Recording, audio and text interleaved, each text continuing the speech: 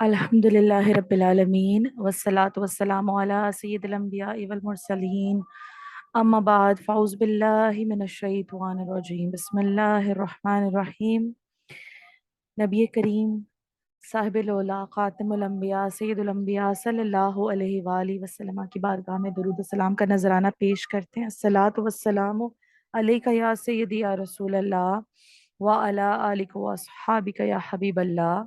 अस्सलातु वस्सलामु अलैका या सय्यदी या रसूल अल्लाह व अला आलिका व अस्हाबिका या खातमन नबिय्यीन। आइए अपनी क्लास का आगाज करते हैं। हमारा पहला सेगमेंट जो है नूरे कुरान। आज हमने कुरान पाक की जो आयत पढ़नी है वो है सूरह बकरा, दूसरा सुपारा है सूरह बकरा, आयत नंबर 183। तर्जुमा है, ए ईमान वालों, तुम पर रोजे फर्ज किए गए जैसे तुमसे पहले लोगों पर फर्ज किए गए थे, ताकि तुम परहेजगार बन जाओ। कल जैसे हमने पढ़ा था नमाज से मुतालिक, ईमान से मुतालिक, तो आज हम पढ़ेंगे रोजे से मुतालिक इस आयत में। तो जैसे कि इस आयत करीमा में फरमाया गया कि तुम पर रोजे फर्ज किए गए, अब इस आयत में रोजों की फर्जियत का बयान है। यानी रोजे जो हैं वो हम पर फर्ज किए गए हैं, किसी हालत में भी इसकी छूट नहीं है। शरीयत में रोजा ये है कि सुबह सादिक से लेकर गरूब आफताब तक रोजे की नीयत से खाने पीने और हम बिस्तरी से बचा जाए। ये रोजे की डेफिनेशन है, तारीफ है शरीयत के नजदीक। रोजा जो है ये बहुत कदीम इबादत है। जैसे यहाँ पे कुरान मजीद की इस आयत में फरमाया गया जैसे तुम्हारे अगलों पर फर्ज थे, यानी तुमसे पहले लोगों पर फर्ज किए गए थे। इससे मालूम हुआ है कि रोजा बहुत कदीम इबादत है। हजरत आदम अलैहिस्सलाम से लेकर तमाम शरीयतों में रोजे फर्ज होते चले आए हैं। अगरचा जो गुज़िश्ता उम्मत हैं उनके रोजों के दिन और अहकामात हमसे मुख्तलिफ हुआ करते थे। जैसे कि हजरत मूसा अलैहिस्सलाम की शरीयत में इन पर आशूरे का रोजा, जब हम नफली रोजा रखते हैं आशूरे का रोजा, तो वो उन पर फर्ज होता था, वो लाजमी रखा करते थे। हमारे लिए क्या होता है, हम हमारे लिए नफली नफली रोजा होता है। तो अब ये जो रमजान के रोजे कब फर्ज हुए, कि याद रहे रमजान के रोजे 10 शाबान 2 हिजरी में फर्ज करार दिए गए थे। इसके बाद से जो है वो मुसलमानों को यानी हुक्म आ गया था कि आज के बाद से रमजान के रोजे जो है वो हम पर फर्ज है और हमने रखने हैं। रोजे का मकसद क्या होता है? अब जैसे कि इसी आयत के आखिर में अल्लाह ताला ने फरमाया कि तुमसे पहले लोगों पर भी फर्ज किए गए थे ताकि तुम परहेजगार बन जाओ। रोजे का जो मकसद है ना वो अल्लाह पाक ने यहाँ पे हमें बयान फरमा दिया कि रोजा रखने का मकसद क्या है। सिर्फ भूख प्यास का नाम नहीं है रोजा, बल्कि क्या है कि परहेजगारी हासिल करना है। आयत के आखिर में बताया गया है कि रोजे का मकसद तकवा और परहेजगारी का हसूल है। रोजे में चूंकि नफ्स पर सख्ती की जाती है, खाने पीने की हलाल चीजों से भी रोक दिया जाता है। वही चीजें जो आम रूटीन में हमारे लिए हलाल होती है, हमारे लिए जायज होती हैं, रोजे की हालत में हमने वो नहीं खाना होती, नहीं पीना होता, क्योंकि रोजे की हालत में वो चीज हमारे लिए जायज नहीं होती। तो और इसके अलावा फिर क्या फरमाया गया, खाने पीने की हलाल चीज़ों से भी रोक दिया जाता है। तो इससे हमें क्या होता है, अपनी ख्वाहिशात पर कंट्रोल करना, ख्वाहिशात पर काबू पाने की एक प्रैक्टिस हो जाती है, एक मश्क हो जाती है, जिससे ज़ब्ते नफ्स और हराम से बचने पर कुव्वत हासिल हो जाती है। और यही ज़ब्ते नफ्स और ख्वाहिशात पर काबू वो बुनियादी चीज़ है जिसके जरिए आदमी गुनाहों से रुकता है, अपने आप को रोक के रखता है। यानी एक नफ्स की जो जंग होती है वो रोजा हमें सिखाता है। हमारे सामने एक चीज हो या कोई सामने मौजूद ना भी हो, फिर भी हमें पता है कि हम रोजे की हालत में तो हमने नहीं खाना। तो यही चीज होती है कि जो नफ्स की प्रैक्टिस होती है, जो मतलब हमें अपने ऊपर कंट्रोल आता है कि एक चीज पर हमें कुदरत हासिल है, फिर भी अल्लाह पाक ने हमें मना किया है तो फिर हमने वो काम नहीं करना। कुरान पाक में फरमाया जाता है कि तर्जुमा है, और वो जो अपने रब के हुजूर खड़े हुए होने से डरा और नफ्स को ख्वाहिश से रोका तो बेशक जन्नत ही उसका ठिकाना है। यानी जो अपने रब के हुजूर खड़े होने से खड़े हुआ और अपने रब से ही डरा और फिर अपने नफ्स को ख्वाहिशात से रोका, तो ये यानी रोजे का मकसद जो है यहाँ पे बयान किया जा रहा है। तो फिर इसका इनाम भी अल्लाह ताला ये अता फरमाता है कि फिर फरमाया तो बेशक जन्नत ही उनका ठिकाना है। حضرت عبداللہ بن مسعود رضی اللہ تعالیٰ عنہ سے روایت ہے، نبی کریم صلی اللہ علیہ وآلہ وسلم نے فرمایا، اے جوانو، تم میں جو کوئی نکاح کی استطاعت رکھتا ہے وہ نکاح کرے، کہ یہ اجنبی عورت کی طرف نظر کرنے سے نکاح کو روکنے والا ہے اور شرمگاہ کی حفاظت کرنے والا ہے۔ اور جس میں نکاح کی استطاعت نہیں تو وہ روزے رکھے، کہ روزہ قاطع شہوت ہے، یعنی شہوت کو ختم کرنے والا ہے، قطع کرنے والا، ختم کرنے والا ہے۔ تو اس میں یہ درس دیا گیا، یعنی کہ یہاں پہ نفلی روزوں کی تاکید جس طرح نبی کریم صلی اللہ علیہ وآلہ وسلم نے فرمائی کہ اگر کوئی نکاح کی طاقت نہیں رکھتا تو پھر اس کو چاہیے کہ وہ روزے رکھے، کیونکہ روزہ جو ہے وہ انسان کو سکھاتا ہے کہ ہم نے اپنے نفس پر کیسے قابو پانا ہے۔ ہمارے سامنے ایک چیز، حلال چیز بھی موجود ہے، تو ہم نے اس کو کیسے اس پر کنٹرول کرنا ہے۔ جب ہم حلال چیز پر اس طرح سے اپنے آپ کو روکے رکھیں گے کہ روزے کی حالت میں ہم نے حلال چیز بھی کی طرف بھی نہیں جانا، کھانا پینا یا صحبت کی طرف تو نہیں جانا، تو پھر عام روٹین میں جب ہمارے سامنے حرام چیز ہوگی تو پھر ہمیں حرام چیز سے بچنے میں زیادہ آسانی ہوگی، ہمیں پھر دقت نہیں ہوگی، مشکل نہیں ہوگی۔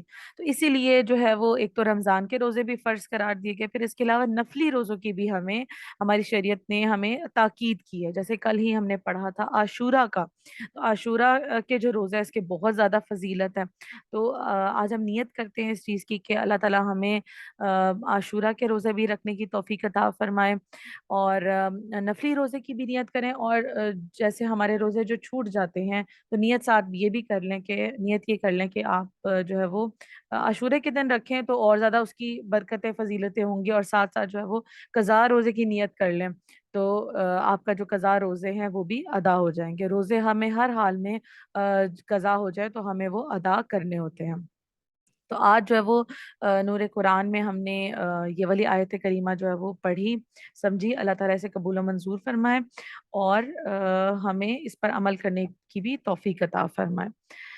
دوسری جو چیز ہم پڑھنے جائیں گے، آج ہم پڑھیں گے، جیسے کل ہم نے پڑھا محرم الحرام کے حوالے سے، اب اسلامی مہینوں میں دوسرا مہینہ جو آتا ہے وہ ہے سفر، سفر کا مہینہ، جسے سفر المظفر کہا جاتا ہے۔ تو یہ اسلامی سال کا دوسرا مہینہ ہے۔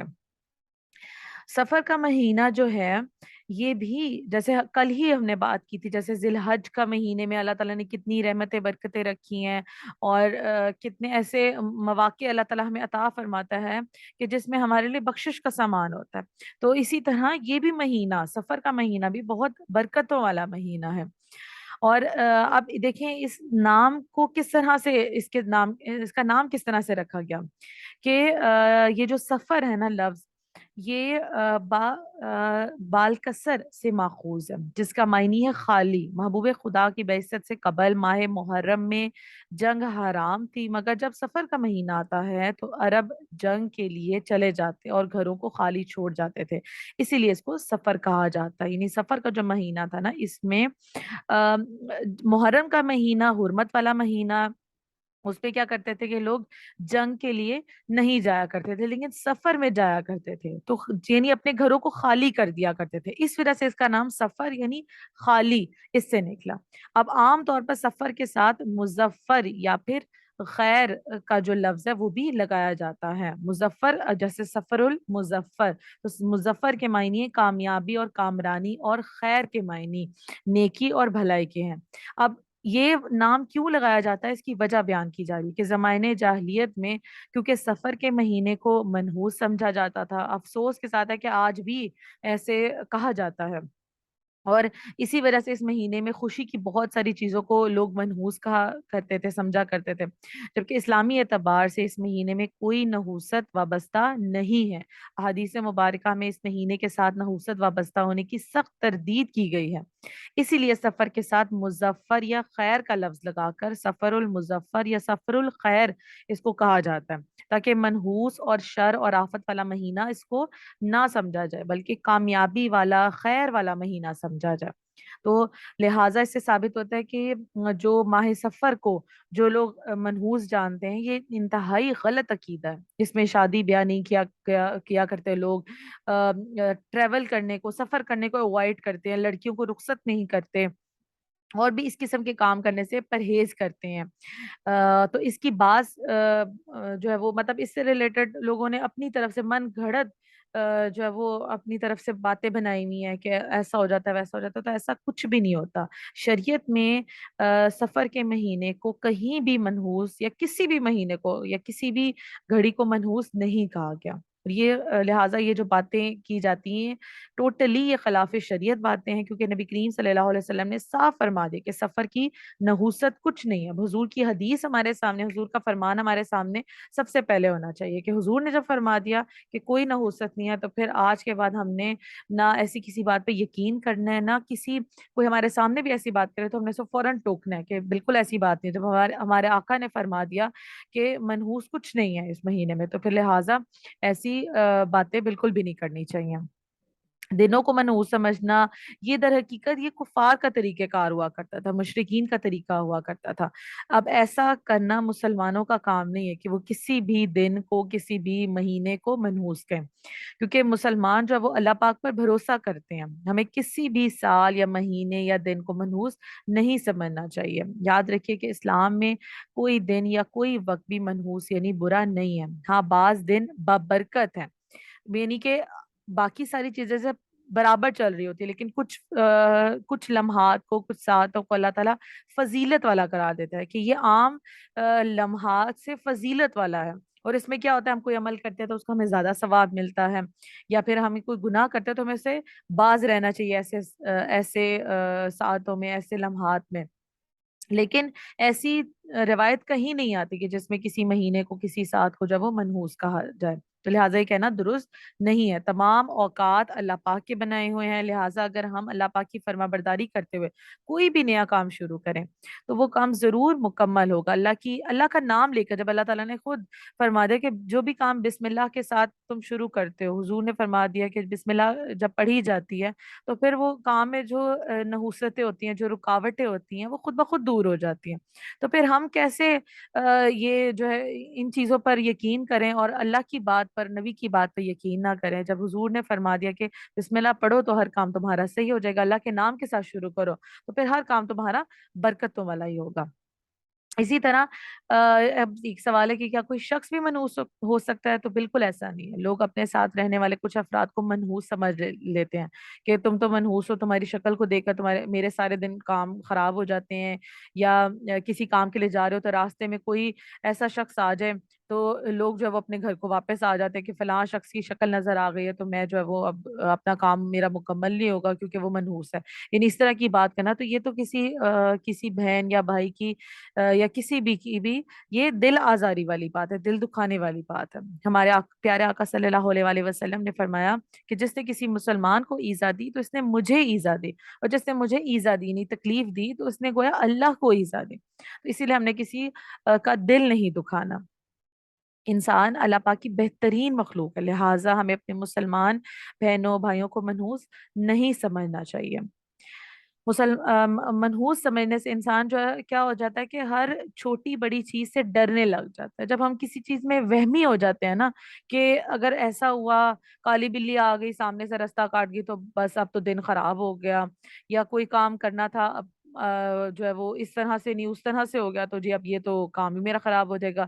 جب انسان شروع میں ہی ایسا سوچنا شروع کر دیتا ہے، یا کچھ لوگوں کو عادت ہوتی ہے اپنے سٹارز کا جو ہے وہ حالات معلوم کرتے ہیں، فیوچر معلوم کرتے ہیں اس سے کہ آج میرا پورا ہفتہ کیسا گزرے گا، اور پھر کیا ہوتا ہے کہ لکھا چاہے جو بھی ہو وہ اسی پہ یقین کر رہے ہوتے ہیں، اور پھر سارا جو ہے وہ ان کے اگلے لمحات بھی اسی طرح سے چل رہے ہوتے ہیں۔ تو یہ ان چیزوں پہ یقین نہیں کرنا چاہیے، ہمیں اللہ کی ذات پہ بھروسہ ہونا چاہیے۔ جو شخص وہمی ہوتا ہے نا وہ ڈرپوک ہو جاتا ہے، وہ بہادر نہیں ہوتا، وہ چھوٹی چھوٹی چیزوں سے چھوٹی چھوٹی باتوں سے ڈرنا شروع کر دیتا ہے، اور وہمی ہو جاتا ہے، ہر بات میں نیگیٹو ہونا شروع ہو جاتا ہے۔ ہمیں اپنے ساتھ رہنے والے لوگ، دوست بہن بھائی وغیرہ کو کسی کو بھی نہ منحوس سمجھنا ہے، نہ کسی گھڑی کو منحوس سمجھنا ہے، نہ کسی چیز کو۔ تو لہٰذا آج ہم نے یہ سبق سیکھا کہ سفر کا مہینہ جو ہے یہ بھی برکتوں والا مہینہ، اور آپ سفر میں آج پڑھتے ہیں کہ سفر میں کون سے اہم واقعات ہوئے۔ تو سفر کے مہینے میں ہمارے پیارے آقا صلی اللہ علیہ وسلم کی سب سے چھوٹی پیاری لاڈلی شہزادی حضرت بی بی فاطمہ الزہرا رضی اللہ تعالیٰ عنہ کی شادی حضرت علی کرم اللہ وجہ الکریم سے ہوئی تھی، یعنی آپ کا نکاح ہوا تھا۔ اب جو لوگ کہتے ہیں کہ جی سفر میں نکاح نہیں کرنا چاہیے، تو دیکھیں حضور نے خود اپنی پیاری شہزادی کا نکاح کیا، تو پھر کیسے یہ جو ہے کیسے کوئی اس چیز سے منع کر سکتے کہ جی اس مہینے میں نکاح نہیں کرے تو جی مطلب اچھا نہیں ہوتا، تو یہ غلط بات ہے، انتہائی غلط بات ہے۔ پھر دوسرا جو اہم واقعہ، وہ بے شمار اور واقعات ہے، بہت سارے ایسے صحابی رسول ہیں کہ جن کا وصال ہوا۔ پھر 25 صفر کو اعلیٰ حضرت رحمۃ اللہ علیہ جو ہیں ان کا وصال ہوا تھا، جو کہ نبی کریم صلی اللہ علیہ وسلم کے بہت سچے عاشق ہیں، اور ان سے محبت کرنے والے لوگ سفر کے مہینے میں ان کو اصالِ ثواب کرتے ہیں۔ اعلیٰ حضرت کا بہت پیارا لکھا ہوا سلام ہم اکثر محافل میں اور ویسے بھی پڑھا کرتے ہیں، مصطفیٰ جان رحمت پہ لاکھوں سلام۔ ان کا مزار جو ہے وہ ہند کے شہر بریلی شریف میں ہے۔ آپ نے قرآن مجید کا ترجمہ، جس کو کنز ایمان کہا جاتا ہے، جسے ابھی جو ہم قرآن پاک کی آیت پڑھی، ترجمہ پڑھا، تو یہ ہم نے کنز ایمان سے ہی پڑھا، اعلیٰ حضرت کے ہی ترجمے سے پڑھا۔ تو یہ بھی مطلب اعلیٰ حضرت امام احمد رضا خان بریلوی کو ہم اعلیٰ حضرت کہا کرتے ہیں، تو اعلیٰ حضرت جو ہیں انہوں نے ہی کنز ایمان ترجمہ کیا۔ تو ان کا جو ہے یعنی یوم وصال آتا ہے سفر کے اس مبارک مہینے میں۔ اب جب سفر کے مہینے میں ہمارے پیارے آقا صلی اللہ علیہ وسلم کی پیاری لاڈلی شہزادی حضرت فاطمہ رضی اللہ تعالیٰ عنہ کی شادی ہوئی، تو کیا ہمیں اس مہینے کو منحوس سمجھنا چاہیے؟ بالکل بھی نہیں سمجھنا چاہیے۔ اس مہینے میں ہمیں کیا کرنا چاہیے؟ ہمارے پیارے آقا صلی اللہ علیہ وسلم پر درود و سلام بھیجنا چاہیے۔ اعلیٰ حضرت امام احمد رضا خان بریلوی اور تمام مسلمان جو بھی اس دنیا سے چلے گئے ان سب کو اصالِ ثواب کرنا چاہیے، اور اچھے اچھے کاموں کی نیت کرنی چاہیے، اچھے اچھے کام کرنے چاہیے، اور اپنی سوچوں کو ہمیشہ پازیٹیو رکھنا چاہیے۔ اللہ تعالیٰ ہم سب کو اپنے سوچوں کو مثبت رکھنے کی توفیق عطا فرمائے، آمین ثم آمین۔ اگلا جو ہمارا سیگمنٹ ہوتا ہے وہ ہے جنت اور دوزخ سے متعلق۔ کل ہم نے پڑھا تھا کہ جنت جو ہے، جنت کا انکار کیسا ہے، جنت اور دوزخ کا انکار کیسا ہے، یعنی جنت اور دوزخ پر ایمان لانا جو ہے یہ ضروریات دین میں سے ہے، یہ لازمی عقیدہ ہونا ہے، اس میں کوئی ذرا برابر کی بھی گنجائش نہیں ہے۔ پھر ہم نے پڑھا تھا ضروریات دین کیا ہوتی ہیں، کہ ان میں کیا کیا چیزیں آتی ہیں، اور پھر جو ضروریات دین کا انکار کرتا ہے اس کا کیا ہوتا ہے، مطلب اس کا کیا ہوتا ہے کہ وہ کفر کے زمرے میں آ جاتا ہے، یہ چیز جو ضروریات دین کا انکار کرتا ہے۔ آج ہم نے پڑھنا ہے کہ جنت کا بیان اور پھر دوزخ کا بیان، یعنی چھوٹی چھوٹی تعریف اس کی بیان کی جاتی ہے کہ جنت کیا چیز ہے اور دوزخ کیا چیز ہے۔ تو سب سے پہلے پڑھیں گے جنت کی تعریف۔ جنت کی تعریف یہ ہے کہ جنت کے معنی ہے گھنا باغ، کہ جس میں درختوں کی وجہ سے زمین چھپی ہوئی ہو۔ جیم اور نون جب ملتے ہیں تو ان میں پوشیدگی کے معنی ہوتے ہیں۔ اسی سے ہے جن، جنون، جنتی، یہ جنا، چونکہ جنت میں گھنے درخت ہیں، نیز وہ دنیا میں نگاہوں سے چھپی ہوئی ہے، اسی وجہ سے اس کا نام جو ہے وہ جنت رکھا گیا، اور یہ عالم غیب میں سے ہے، اسی لیے اسے جنت کہتے ہیں۔ جیسے کل ہم نے پڑھا تھا عالم غیب کیا ہوتا ہے، وہ چیز جو ہماری آنکھوں کے سامنے نہیں، ہماری حواس میں نہیں آ سکتی، ہماری سماعتوں میں نہیں آ سکتی، جس چیز کو نہ ہم محسوس کر سکتے ہیں نہ ہم اسے دیکھ سکتے ہیں، اپنی حواس میں نہیں ہمارے آ سکتی، اسے کیا چیز کہا جاتا ہے؟ وہ عالم غیب میں سے ہے۔ اب ہم نے اس کو دیکھا نہیں ہے جنت کو، لیکن ہم اس کو ہم نے کہاں سے پڑھا؟ ہم نے قرآن سے پڑھا، ہم نے احادیث سے جو پڑھا، تو اس سے ہمیں پتہ چلا کہ جنت کیا ہے، ورنہ ہماری نہ ہم نے دیکھا، نہ ہم میں سے کسی نے جو ہے وہ اس کو سنا کبھی، نہ کبھی مشاہدہ کیا، تو یہ وہ چیزیں ہیں جو ہمیں قرآن اور حدیث سے ثابت ہوتی ہیں، تو وہ اس کو کہا جاتا ہے مطلب یہ عالم غیب میں سے ہے۔ اب جنت کیا ہے کہ اللہ پاک نے اپنے بندوں کو ان کے اچھے اچھے اعمال کا اپنے فضل اور کرم سے بدلہ اور انعام دینے کے لیے آخرت میں جو شاندار مقام تیار کر رکھا ہے اس کا نام جنت ہے، اور اسی کو بہشت بھی کہا جاتا ہے۔ اب اس میں مختلف درجات ہیں، وہ بھی آگے ہم انشاءاللہ تعالی پڑھیں گے۔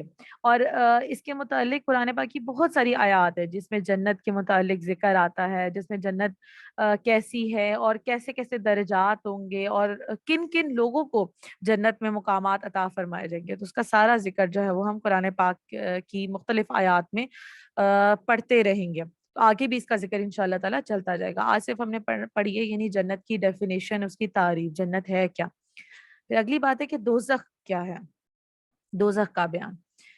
तो ये एक मकान है या एक मुकाम है, एक जगह है कि उस कहार और जब्बार के जलाल और कहर का मजहर है।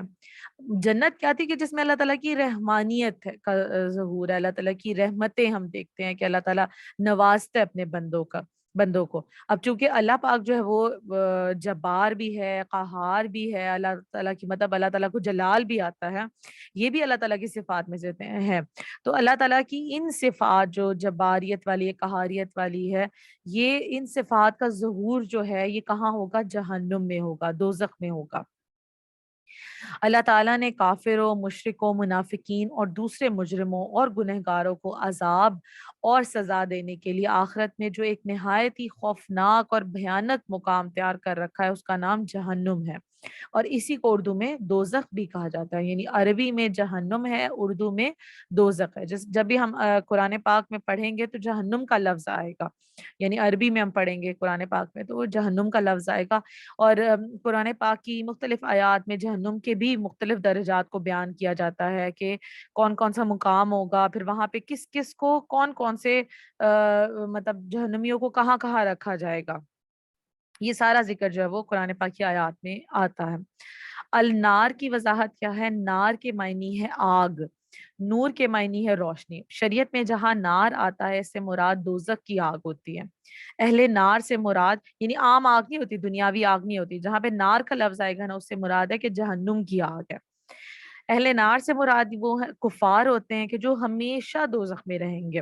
गुनहगार जो मुसलमान है वो अगरचे कुछ दिन दोजख में जरूर रहेंगे, मतलब अपनी सजा जो है वो जहन्नुम में कुछ अरसे के लिए भुगतेंगे, सजा काटेंगे, मगर वो अहले नार नहीं कहलाएंगे। मतलब अहल तो वही होता है ना, जैसे अहले खाना होता है कि जो घर में रहने वाला होता है।